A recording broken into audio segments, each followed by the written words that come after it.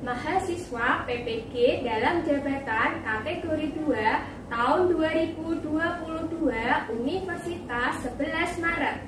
Pada kesempatan hari ini saya akan menampilkan video pembelajaran saya secara luring di kelas 10.1 di SMA Nusa Putra Semarang. Untuk materinya adalah kepolaran senyawa. Metode yang saya gunakan di pembelajaran kali ini secara praktikum di dalam kelas, dikarenakan untuk ruang labnya sedang mengalami renovasi. Selamat menyaksikan video uji kinerja saya.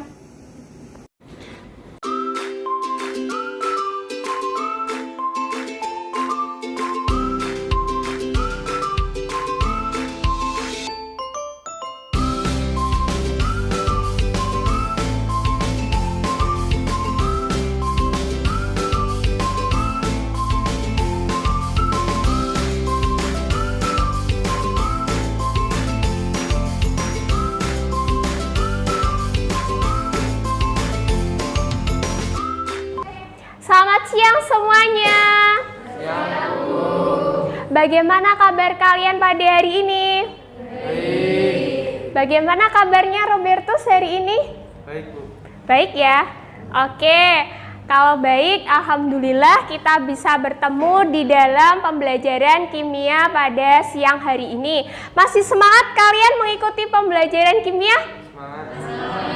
Iya, kalau masih semangat kita terlebih dahulu berdoa ya untuk mengawali pembelajaran di siang hari ini. Kita awali dulu dengan berdoa. Minta tolong untuk ketua kelas bisa memimpin berdoa.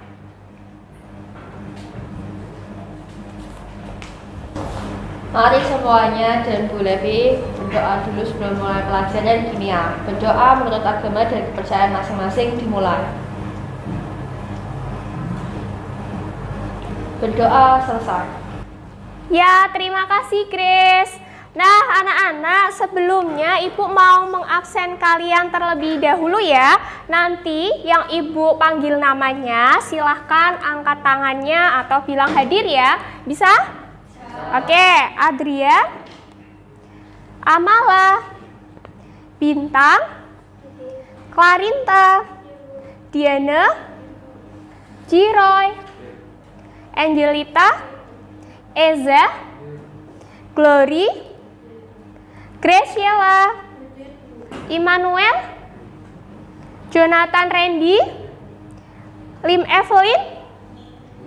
Oke, Lim Evelyn tidak masuk. Ada yang tahu Lim Evelyn kenapa tidak masuk? Oh, izin ya. Michelle, kemana Michelle? Kok tidak ada? Oh, Michelle tidak masuk juga. Michelle kenapa? Ada yang tahu Michelle tidak masuk? Sakit atau izin? Sakit ya. Oke, kita doakan agar Michelle bisa segera pulih sehingga bisa mengikuti pembelajaran kimia di pertemuan selanjutnya. Semuanya pada semangat ya. Oke, hari ini kita akan belajar terkait kepolaran senyawa. Nah, sudah pada tahu apa itu kepolaran senyawa? Kepolaran senyawa sendiri itu masuknya ke dalam ikatan kovalen anak-anak. Jadi di pertemuan sebelumnya kita sudah membahas terkait ikatan kovalen. Nah, dari ikatan kovalen itu kan dia mempunyai bermacam-macam jenis ikatan kovalennya. Nantinya kita akan bisa menentukan sifat dari senyawa kovalen itu bagaimana, apakah polar atau non-polar. Nah, adapun tujuan pembelajaran hari ini itu ada dua anak-anak. Yang pertama, nanti kalian dapat menganalisis terkait kepolaran suatu senyawa. Kemudian, untuk tujuannya yang kedua, kalian akan bisa mengidentifikasi ciri-ciri dari senyawa yang polar itu bagaimana, senyawa yang non-polar itu bagaimana, berdasarkan dari hasil praktikum yang telah kalian lakukan. Semangat untuk mengikuti kegiatan hari ini?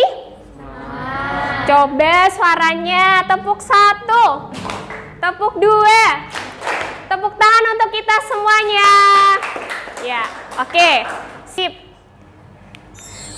Nah, sebelum mulai menuju ke materi kepolaran senyawa, Ibu akan mengingatkan kalian di materi sebelumnya. Nah, ini Ibu punya suatu fenomena alam ini. Ada yang tahu ini fenomena alam apa ya? Ya, Immanuel tadi angkat tangan. Polusi udara. Oke, benar sekali ya. Jadi yang dijawab Immanuel ini fenomena terkait polusi udara. Partikel apa ya yang menyebabkan pencemaran udara ini? Ada yang tahu? Ya, Diana angkat tangan. Apa Diana? CO2. CO2 itu namanya apa ya Diana ya? Karbon dioksida. Ya, benar sekali yang dijawab Diana. Jadi karbon dioksida. Nah, ini Ibu tampilkan di slide presentasinya Ibu, ini ada gambar pembentukan senyawa CO2, struktur Lewis dari senyawa CO2 atau karbon dioksida. Nah, kalian bisa mengidentifikasi kalau ini tuh ikatan dari CO2 itu termasuk ikatan kovalen rangkap 2. Ada yang masih ingat di pembelajaran sebelumnya? Oke, Roy, silakan. Disebut ikatan kovalen karena adanya penggunaan elektron bersama. Adanya penggunaan. Nah, bisa dilihat Roy yang mana yang pemakaian bersama, apakah ini Roy? Yang mana Roy? Oh, yang dekat dengan C ini. Jumlahnya ada berapa pasang Roy? Ada 2. 1, 2. Makanya disebut ikatan kovalen rangkap 2. Hebat, anak-anaknya Ibu masih ingat untuk materi yang sebelumnya. Kemudian untuk jenis ikatan kovalen itu kemarin yang sudah kita pelajari ada berapa jumlahnya? Ya, Graciela? Ada 3, Bu. Ya, 3. Apa saja, Grace? Yang pertama? Ikatan kovalen Tunggal. Rangkap 2. Rangkap 3. Kan, oke. Karena sudah paham, kita segera masuk ke dalam materi kepolaran hari ini. Nah, ini Ibu punya satu gambar ini anak-anak. Ada yang tahu ini gambar apa? Gimana Robertus? Noda lemak. Noda lemak di mana ya Robertus ya? Di piring. Ya, kamu sering menjumpai ini ketika disuruh mamah mungkin cuci piring. Menurut Robertus, kalau misalkan noda lemaknya tadi Ibu kasih air saja, hilang enggak? Tidak. Kenapa kok enggak hilang? Kenapa Robertus? Nodanya itu suka enggak sih sama air? Oh, enggak suka. Oke. Kalau enggak suka ya. Oke, anak-anak, Ibu mempunyai satu buah video. Kalau tadi Ibu yang tayangkan di slide adalah gambarnya terkait noda yang ada di piring, sekarang Ibu punya video terkait noda yang ada di piring atau penggorengan atau yang lain. Nah, ketika dibilas pakai air saja itu bagaimana? Coba kalian amati ya.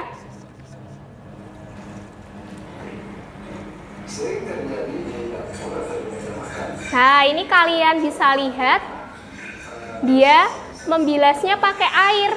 Gimana nih? Apakah hilang? Tidak ya. Ibu tampilkan noda yang ada di dalam suatu baju. Bajunya kalian warna putih kena noda nih. Kira-kira gimana nih? Apakah juga bisa hilang kalau disiram atau dibilas dengan air? Nah, ini Ibu punya satu kainnya warnanya sudah agak kotor ya, karena ini kainnya ada nodanya. Nah, nanti kalian akan bereksperimen dengan teman-teman kalian dalam kelompok untuk mengetahui kira-kira noda yang ada di dalam kain ini kalau dibilas dengan air itu bagaimana? Apakah hilang? Apakah tidak? Nah, apakah sama dengan yang ada di noda di piring tadi? Begitu? Nah, kita akan melakukan suatu praktikum. Tetapi sebelum kita praktikum, alangkah lebih baiknya kita bagi dulu ya untuk kelompoknya ya. Ya, kita bagi kelompoknya secara berhitung ya. Karena ini berjumlah 18, maka Ibu bagi menjadi 4 kelompok. nanti kalian berhitung 1 sampai 4 ya. Oke, mulai dari Roy silahkan. 4. Priska. Yang tadi berhitung 1 silahkan kumpul dengan nomor 1, yang nomor 2 silahkan kumpul yang nomor 2, nomor 3 dan nomor 4. Kelompok 1 ada di sini. Kelompok 2, kelompok 3 dan kelompok 4. Silahkan kalian boleh berpindah tempat untuk mencari kelompoknya masing-masing. Sudah ya? Sudah berkelompok semuanya? Ada yang tidak punya kelompok di sini? Tidak ada ya, semua dapat kelompok ya. Baik, karena kalian sudah berkelompok, maka selanjutnya kita akan menemukan dari pembahasan atau eksperimen yang nantinya akan kalian lakukan melalui LKPD. Nah, ini Ibu punya LKPD.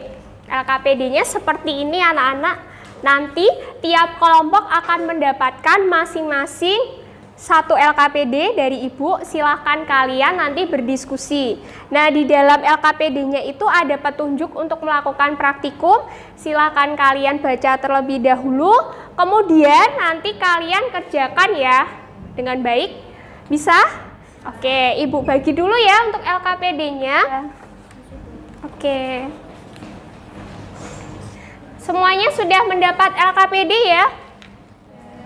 Di LKPD-nya ini bisa kalian lihat di halaman pertama, itu ada identitas kelompoknya kalian. Kalian bisa tuliskan terlebih dahulu nama kelompoknya berapa, siapa saja anggotanya kalian tulis. Kemudian nanti kalian buka di halaman kedua. Halaman keduanya ini ada petunjuk penggunaan LKPD anak-anak. Kalian bisa lihat. Nah, nanti kalau ada yang tidak paham untuk penggunaan LKPD-nya, kalian bisa tanyakan kepada Ibu. Sampai sini sudah bisa dipahami atau ada yang mau tanya? Oke, kalau sudah bisa dipahami, maka Ibu akan membagikan masing-masing dari kalian itu 1 set perlengkapan untuk praktikumnya kalian. Itu ya. Ini untuk kelompok 1.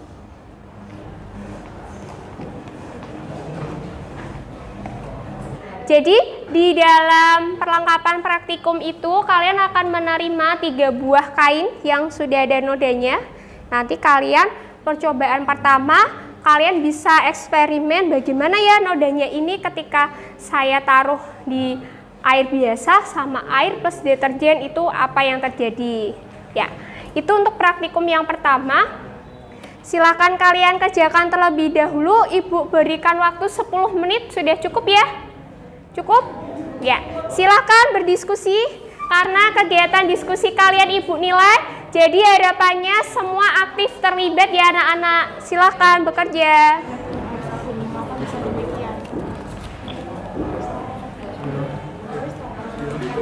Mungkin kalian bisa diskusi kayak gitu.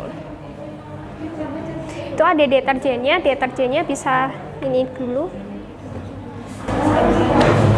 Jadi untuk percobaan kali ini kita membutuhkan air plus deterjen dan juga kain yang terkena noda.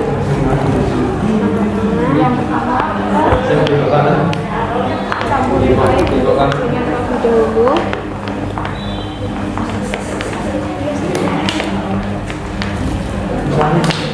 Lalu di sini kita ada 2 keadaan di mana kita merendam kain yang terkena noda ini dengan air biasa dan air deterjen. Yang pertama kita lakukan dengan air biasa. Itu kan ada. Silahkan pakai itu lah. Kemudian yang kedua.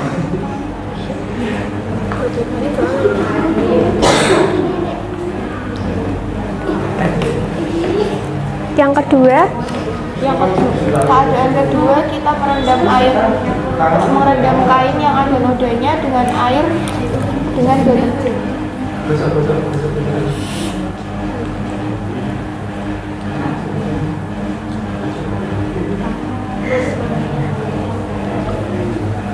Bisa diinikan mungkin, dikucek-kucek nak mungkin.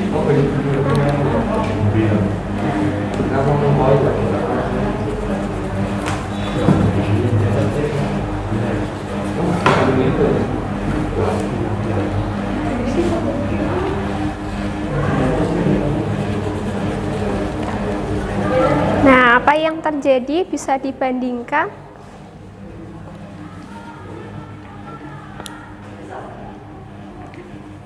Bisa dilihat Untuk pembandingnya yang ini.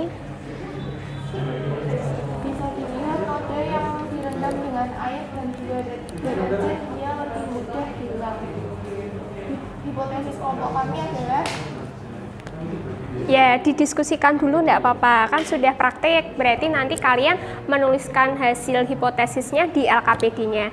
Berdiskusi ya, satu orang dengan orang yang lainnya harus memunculkan yang namanya aktivitas selama diskusi karena ibu nilai. Oke? Silakan. Ya, bersih. Kalau yang pakai deterjen gimana?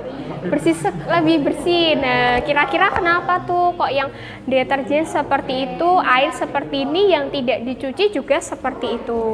Didiskusikan, kemudian kalian isi untuk LKPD-nya. Bisa ya? Oke. Baik, anak-anak, waktu sudah berjalan 5 menit, tinggal 5 menit lagi. Silahkan dikomunikasikan karena sebentar lagi kalian akan presentasi. Untuk presentasinya nanti boleh dari mejanya saja, enggak apa-apa, tidak harus maju ke depan. Sudah selesai ya semuanya ya? Siap untuk presentasi ya? Siap? Kok diem aja? Sudah selesai atau belum prakteknya? Sudah. Kalau sudah berarti segera dipresentasikan ya. Karena kalian praktik juga ibu nilai, presentasi pun juga ibu nilai ya. Oke. Silakan, kelompok mana yang mau membacakan hasil praktikumnya terlebih dahulu? Kelompok 2 akan mempresentasikan hasil diskusi kami. Ya. Untuk hasil dari diskusi kelompok kami, noda yang lebih cepat hilang yaitu noda yang ada kain yang dicuci dengan deterjen, karena deterjen memiliki gugus nonpolar yang akan menarik lemak sekaligus gugus polar yang dapat larut di dalam air. Bisa disampaikan mana yang pakai deterjen yang mana, yang air yang mana? Yang ini yang kain biasa, Yang tidak dicelup ya. terus yang ini dicelupkan dalam air biasa. Kalau yang ini yang dicelupkan dalam air dan deterjen. Yang direndam di dalam air itu kurang efisien untuk dihilangkan karena di kain ini kan tidak hanya ada noda kecap dan yang lainnya, itu yang tidak bisa terlarut dalam air. Oke. Jadi dibutuhkan air plus deterjen atau sabun ini untuk menghilangkan noda-noda yang ada di kain. Oke. Dari kelompoknya Bintang ada yang mau bertanya terlebih dahulu? Ada di sini yang mau tanya? Iya, silakan, Clarinta. Misalkan nodanya itu berminyak, terus cara menghilangin nodanya itu gimana? Tuh. Karena minyak itu termasuk senyawa nonpolar, jadi dibutuhkan senyawa nonpolar lainnya untuk menghilangkannya, yaitu dengan deterjen. Dengan deterjen? Sabun.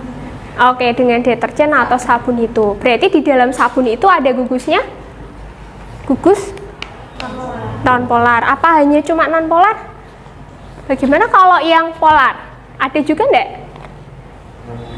Ada juga. Berarti di sabun itu ada polar sama non. Oke, kelompoknya Bintang menjawab seperti itu. Ada yang mau bertanya lagi? Tidak ada? Oke, kalau tidak ada, bisa duduk kembali. Untuk kesimpulannya, kita menyimpulkan secara bersama-sama ya anak-anak. Yang mau membantu menyimpulkan terlebih dahulu dari hasilnya. Kesimpulan dari kelompok saya yaitu noda yang dimasukkan ke dalam air deterjen akan mudah hilang karena deterjen ini termasuk polar dan non polar. Itu ada dua kategori anak-anak. Jadi di dalamnya itu ada senyawa polar apa non polarnya kan kita nggak tahu. Tetapi ketika dimasukkan ke dalam air plus deterjen atau air plus sabun itu akan terbeda atau akan terpecah seperti itu. Jadi kalau yang nodanya itu berminyak, tadi yang ditanyakan teman kalian, kalau noda berminyak dia akan diikat oleh gugus nonpolar. Penjelasannya bisa digambarkan seperti ini anak-anak. Kalau kalian mempunyai noda, kemudian nodanya itu larut dalam air, artinya nodanya itu bersifat polar. Nah, bersifat polar artinya dia bisa larut nih di dalam air. Terus kalau di dalam noda tadi itu ada minyak, ada hal-hal lain yang dia itu bersifat non-polar, itu bisa larut dengan adanya deterjen. Itu gugusnya ada yang non-polar di bagian ekor, dan ada yang kepala. Kepala ini gugusnya polar. Nah, perbedaan polaritas tadi yang bisa melarutkan si noda tadi. Nah, mungkin kalian akan bertanya-tanya sama ibu, polar itu apa sih? Nah, polar itu dari bahasa Yunani pol yang artinya kutub. Kalau kalian cermati di sini, oksigen kutubnya apa? Ini tandanya apa nih? Negatif. Untuk H positif, benar sekali. Jadi H di sini positif, untuk O di sini adalah negatif. Ada perbedaan enggak positif dan negatif ini? Nah, karena ada perbedaan, maka ini disebut polar, ya. Dia beda kepolarannya, sehingga untuk air bisa disebut dengan polar, senyawa yang polar. Makanya untuk senyawa polar tadi, dia bisa larut pada yang senyawa polar saja. Bagaimana untuk non-polar? Non-polar tidak bisa. Jadi non-polar harus dibantu dengan yang non-polar juga, yang ada pada sabun. Seperti itu anak-anak. Sampai sini ada yang mau bertanya? Sudah paham semua? Ya. Lanjutkan ke eksperimen yang kedua. Ya, jadi di pertemuan kali ini kita akan melakukan 2 eksperimen. Eksperimen pertama sudah kalian kerjakan, sekarang kita menuju ke eksperimen yang kedua. Di tempatnya kalian nanti sudah ada beberapa bahan yang Ibu sampaikan, ada air, NH3, kemudian etanol, dan minyak. Nantinya silakan kalian untuk menguji sifat-sifat ciri-ciri ini dari senyawa polar itu yang seperti apa. Ya, sudah ada botol di situ. Nah, botolnya tutupnya sudah ada lubangnya. Nanti kalian tes apabila tetesannya tadi seperti apa, dikenai apa. Nah, nanti kalian praktekkan. Begitu ya. Ibu kasih waktu 10 menit cukup? Ya, silahkan dikerjakan untuk eksperimen yang keduanya. Jadi yang pertama-tama itu kan kita ini gesek-gesek dulu Mika ke rambut. Oke. Yang banyak, yang kasar dulu. Satu arah ya, jangan bolak-balik. Ya, terus? Terus setelah itu ini di sini ada botol. Siapin dulu botolnya ada di bolongi ya. Terus dituang dulu sama satu cairan ini. Kamu mau coba yang pertama apa dulu? Yang pertama H2O. Ya, 2O. Dituang dulu ke airnya. Ke botolnya.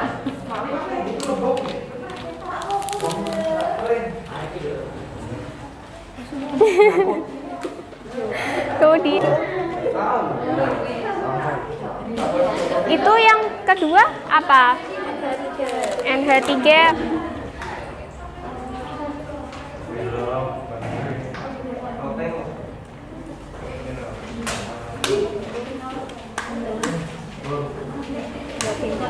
Bengkok ya. Hati-hati. Kelihatan enggak? Ketutupan.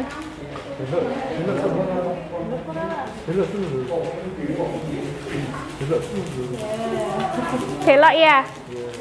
Berarti kalau belok kenapa tuh? Tertarik dengan elektron, berarti termasuknya apa? Oke. Terus yang terakhir?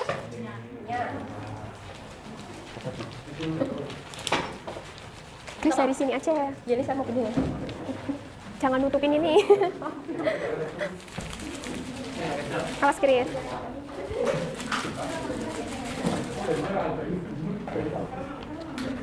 Kalau membutuhin tisu, telat.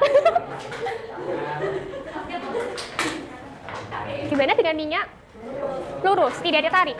Nah, kalau tidak tertarik berarti gimana tuh? Lurus enggak? Lurus, dia tertarik enggak? Enggak. Kalau enggak berarti polar apa non? Iya, dicatat dulu ya untuk hasilnya.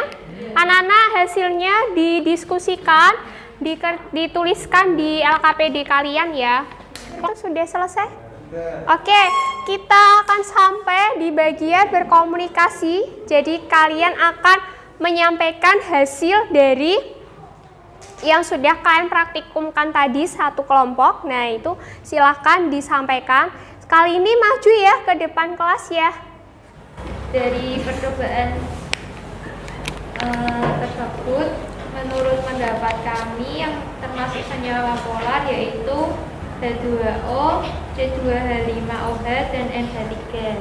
Karena arah aliran dari botol berbelok jika didekatkan dengan mika. Oke, berbelok. Kemudian bagaimana dengan yang minyak hasilnya? Yang minyak tidak berbelok. Tidak berbelok. Kalau seperti itu minyak kalian simpulkan Termasuk non-polar. karena tidak. Berbelok. Nah, tadi kok bisa belok ketika didekatkan mika itu kenapa ya? Karena adanya elektron. Elektronnya dari mana tadi? Mikanya apa? Didekatkan langsung belok gitu apa harus diapakan? Dari mika yang digosok-gosokkan Digosokkan kemana? ke rambut Nah, berarti elektronnya rambut itu kan bisa berpindah ke. mika. Nah, kemudian untuk mengetes tadi tetesannya tadi jatuhnya seperti apa? Ada yang?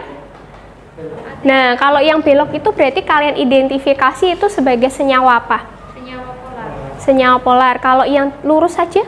Senyawa non-polar. Senyawa non-polar. Oke, ada yang mau bertanya?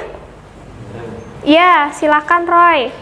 Gimana cara tahu larutan polar dan non polarnya selain terjadi aliran lainnya? Minyak. Gimana? Struktur PEB-nya. PEB itu apa, Soka? Pasangan elektron bebas. Ya. Gimana Roy? Sudah tahu? Jadi kelompok Soka itu menjawab kalau ada senyawa polar dan non polar selain diuji coba pakai yang tadi mika digosok-gosokkan tadi belok apa enggak bisa dilihat dari PEB atau pasangan elektron bebas. Nah, kalau PEB berarti harus bisa apa ini? Harus bisa gambar? Iya, gambar struktur Lewisnya. Kan kita mau menguji coba itu bisa pakai praktikum sederhana dengan cara tadi tetesannya larutan itu kita uji coba apakah dia tertarik oleh elektron. Taunya elektron itu berasal dari mana, Bu? Kalau kalian punya sisirnya yang dari mika atau dari plastik tadi kalian gosok-gosokkan ke rambutnya kalian. Kemudian kalau kalian punya mika seperti yang ada di praktiknya kalian itu, kalian bisa gosok-gosokkan ke rambut. Nah, nanti elektronnya itu kan sudah terpengaruhi. Jadi mikanya tadi itu mempunyai muatan atau berelektron. Sehingga ketika didekatkan dengan larutan yang menetes dari tutup botol tadi akan kelihatan bengkok atau lurus seperti itu. Kalau bengkok berarti dia ditarik oleh elektronnya, terpengaruhi. Nah, kalau terpengaruhi berarti termasuk polar. Terus bagaimana dengan tadi yang minyak? Tidak. Ya, jadi tetesannya itu langsung saja lurus. Ketika didekatkan mika juga dia tidak bengkok sehingga dia disebut sebagai non-polar. Kita sudah berdiskusi, praktek, kemudian kita akan mengerjakan yang namanya soal evaluasi. Silahkan diakses terlebih dahulu, kemudian kalian kerjakan ya. Oke, kan suatu pernyataan terkait pernyataan benar atau salah. Yang pertama ini ada jenis ikatan yang terjadi untuk zat A adalah ikatan kovalen. Nah, kemudian kalau ikatan kovalen apa kira-kira untuk zat A? Dia bersifat isolator, tetesannya tidak menimbulkan perbedaan kutubnya. Jadi tidak bisa ditarik tadi. Berarti dia termasuk kovalen apa? Responnya di sini. Responnya sudah ada 19 orang. Kita lihat untuk nilainya. Nah, ini rata-rata menjawabnya Immanuel dapat 100. Oke, bagus ya. Semuanya mengetahui hasil dari pekerjaan kalian mengerjakan soal evaluasi. Kita tiba pada refleksi ya. Jadi Ibu sudah memberikan kalian untuk link refleksi diri ya. Kalian bisa isi melalui link tersebut. Kalian isi bagaimana pembelajaran pada siang hari ini, menyenangkan atau tidak, sarannya apa. Nah, kalian bisa isi. Untuk linknya sudah Ibu sampaikan di grup. Nanti untuk perwakilan satu kelompok boleh menyampaikan kesan dan pesannya di pembelajaran di siang hari ini ya. Saya pembelajaran hari ini, pembelajaran kimia hari ini itu sangat menyenangkan. Jadi lebih mengetahui beberapa praktek-praktek yang baru itu.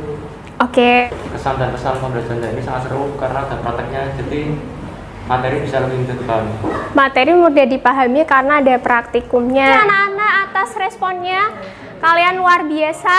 Jangan lupa dipelajari kembali untuk materi selanjutnya terkait ikatan logam.